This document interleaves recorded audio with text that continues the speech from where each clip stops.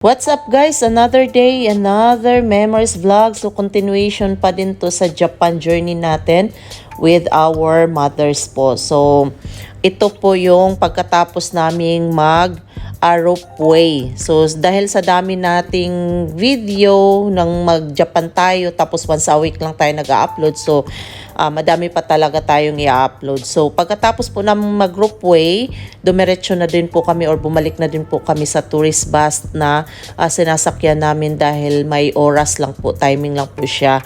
At saka nauna po kaming umalis kasi po nga mabagal maglakad yung mama ko. Ito po yung kaibahan ng may tourist guide ka at saka DIY. So pag may tourist guide ka, nagmamadali ka dahil may timings lang ang bawat tourist spot na pinupuntahan nyo.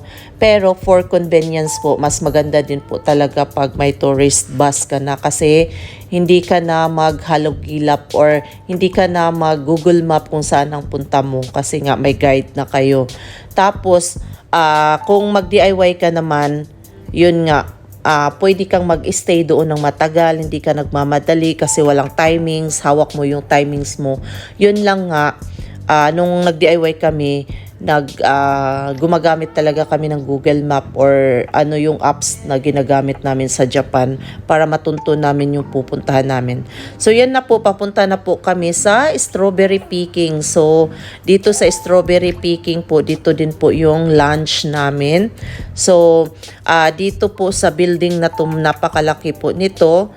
Tapos po yan, di-discuss or nag-ano po yung tourist guide namin kung anong oras kami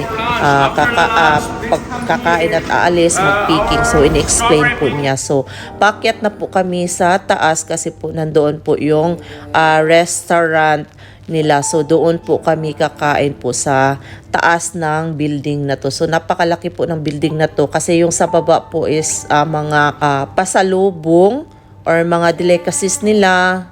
Tapos, sa taas po yung restaurants. So, napakalaki po niya, napakaganda din po. So, pagkatapos po, ito na po kami sa loob ng restaurant. Yan po, so medyo malaki po talaga yung restaurant at saka kami pa po yung dumating ata na bus. Kasi parang sila yung parang stopover para kumain doon kasi malaki naman siya at saka may mga table din po na para sa mga tourist. Layer. Yan, rice. And the last one is... Oh, here we go. Ano yan? Parang pork. Pork siya.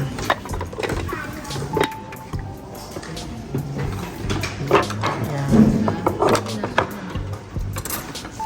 Tapos ito, yan, soup yan siya. And then, may side dish.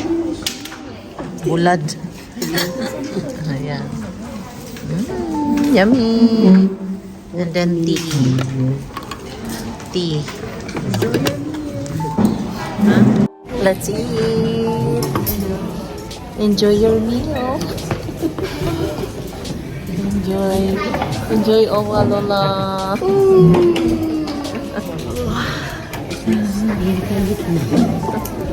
Mayroon kayo. Obos.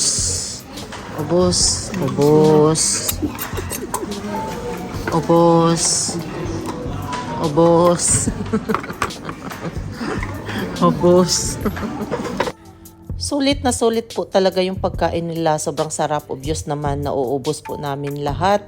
Kaya nakakamiss po talaga yung Japanese food. So pagkatapos po namin kumain, bumaba na din po kami at nag-check po kami ng mga pasalubong. So mga delicacies nila na gawa sa grapes, mga strawberries. So kahit ano-ano pa. So madami po na pagpipilian.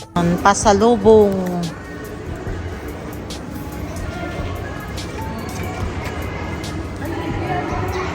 Custard.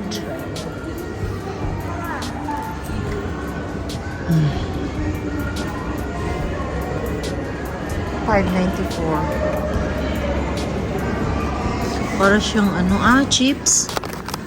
Parang chips.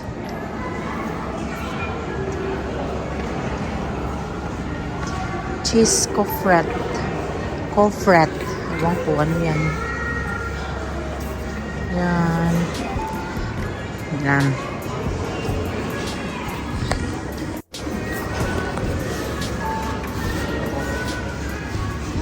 Mga ano siya, gourmet. Tuyo. Cucumber. Ito yung kinain kanina. Tapos ito. Ito pala yun. Parang waffle.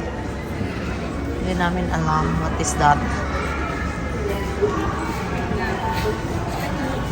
Wala kasi English. Ito, sweet tart. Tart. Strawberry.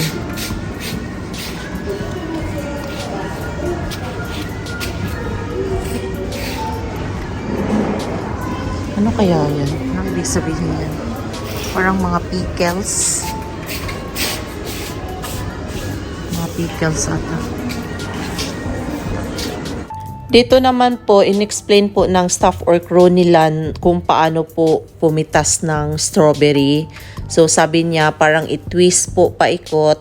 Huwag daw pong hilain or i-pull kasi po masisira po ang halaman pag i-pull mo siya.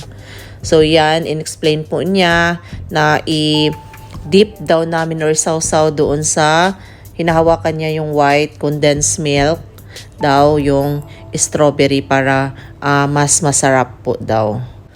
At pagkatapos po niyang mag-explain kung ano yung gagawin doon sa loob ng strawberry farm, so dinala na din po niya kami doon po. Ginaid na din po nila kami doon. So malapit lang po siya, same building lang po siya, pero doon po siya sa likod banda. Sa labas po siya ng building na to kasi napakalaki po niya kasi talaga. Dahil nga may restaurant, may pasalubong, mga souvenirs.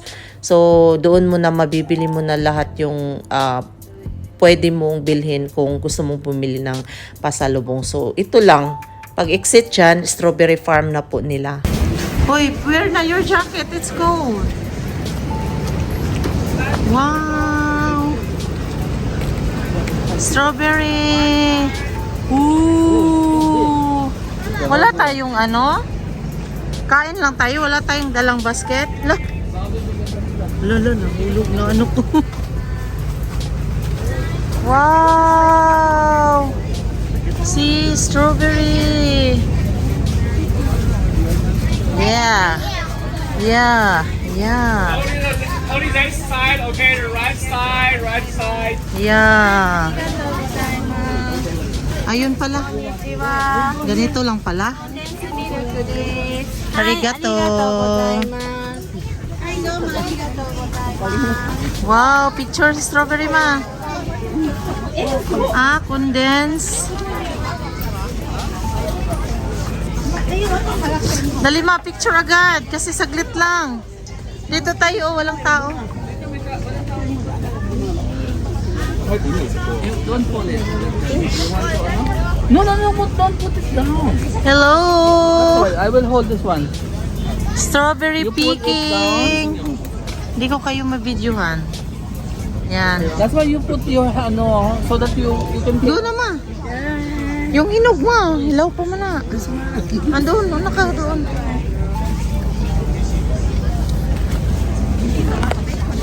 Yay! Strawberry picking! Nasaan si Mama Mila? Halima. Oh yan, strawberry picking, oh Lola. How about cherry ka? Look Lola, oh. Pupuon ko? Oh. Ikot. Nga. Ayaw daw biraha kay masira ang halaman. Oh, Daddy, how about big one?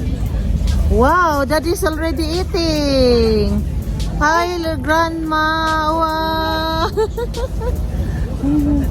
Oh, yan. Kain na, ma. Oh. Yummy? Yummy.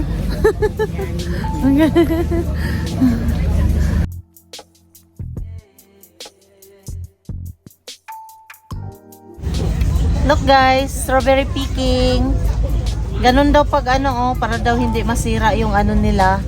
Yung yeah. That's it. Dip sa ano, condensed milk. I-dip sa condensed milk. Sarap. Tamis.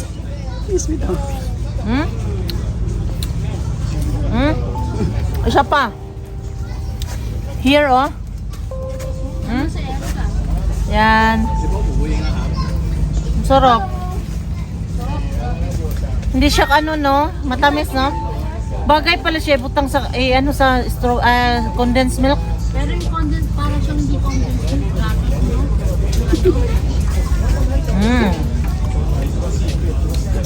Sarap talaga yung Sarap. Hey, amazing! Strawberry! Picking! Come on! Si Mama, oh ma, nag-enjoy na sa kakaano. No, hold the tip. Yeah! Where's that? The big one. The big one. Ah, Twist. Very oh, good. very good. How about you, Daddy? Pick that one! Sige lang. The other one, oh, this one, oh. Tagawa Big. ako. The other one. Ah, this one, yeah. Go pick. Wala ka ng urong na. Dami naman. Oh, Daddy. Uy, wala tayong picture tayo dali. See? Mag-pick tayo ng strawberry. Wapa kayo lang strawberry, oh. Na? Wapa kayo. Lahira kayo sa UAE. Mga ano.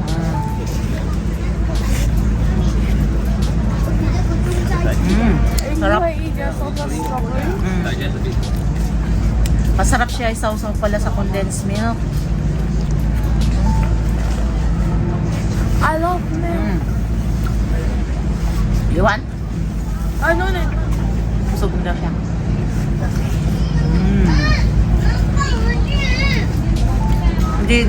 Hindi nasira yung mukha ko, matamis siya. Kahit walang condense. Sarap. Sana all picking strawberry, Lola Dudit. Oh, eat. Hi guys. Hello friends. Fresh from farm. Dito kami sa farm, sa strawberry. Dream come true daw ni Erica. Welcome to our strawberry farm! Honey. Bees. Ang lawak. Not allowed to go there na.